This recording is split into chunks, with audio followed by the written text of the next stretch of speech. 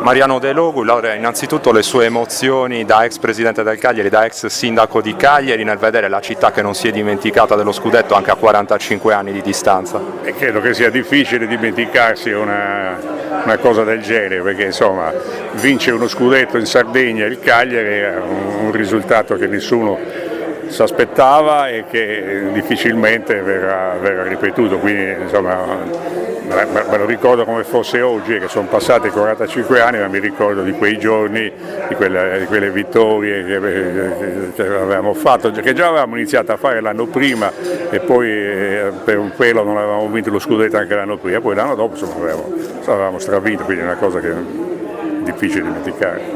Potevano essere anche 3 magari gli scudetti da ricordare. Eh sì, se l'anno successivo non si fosse fatto male Gigi Riva, sì, avevamo vinto a Milano con l'Inter, insomma, sembrava ben lanciata, ma insomma comunque aver vinto uno scudetto a Cagliari è un qualche cosa rara. Parliamo anche del presente, lei era presente appunto alla presentazione del presidente Giulini quando si insediò lo scorso anno, è stata un'annata sfortunata, come si sente di commentarla adesso all'indomani della retrocessione, sta già iniziando una nuova stagione, ecco cosa si sente di dire? Purtroppo si è partiti male e non si è riusciti a recuperare, perché quando si è iniziato a recuperare ormai era troppo tardi.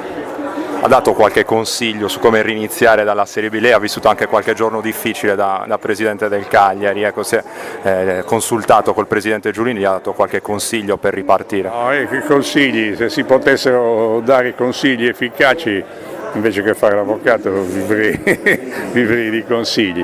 No, secondo me è stata una buona scelta quella dell'allenatore, cioè un allenatore giovane, entusiasta. Io non avrei apprezzato il ritorno di qualcuno che era stato qui, Ranieri e cose del genere, che insomma non hanno più un interesse particolare. Invece questo ha già fatto un buon campionato e poi insomma è un giovane che vuole ottenere dei risultati e vuole salire lungo la scala che porta gli allenatori ai massimi livelli.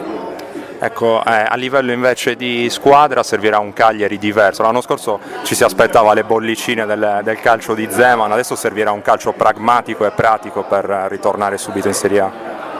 Io di Zeman non dico niente, mi auguro appunto che occorra questo è un calcio così, insomma, combattere giornata per giornata, non perché lo dicevo anche all'inizio di questo campionato, nel calcio giocare bene non serve a niente, nel calcio bisogna fare il risultato, giocare bene quando lo fa, che so, ginnastica, artistica, danza, cioè, allora nel calcio o fai gol o non li fai, quindi devi fare il gol. Mi pare di leggere fra le righe che non abbia tantissimo gradito la scelta di Zeman lo scorso anno. No, la scelta l'avevo gradita, non ho apprezzato quello che lui ha fatto.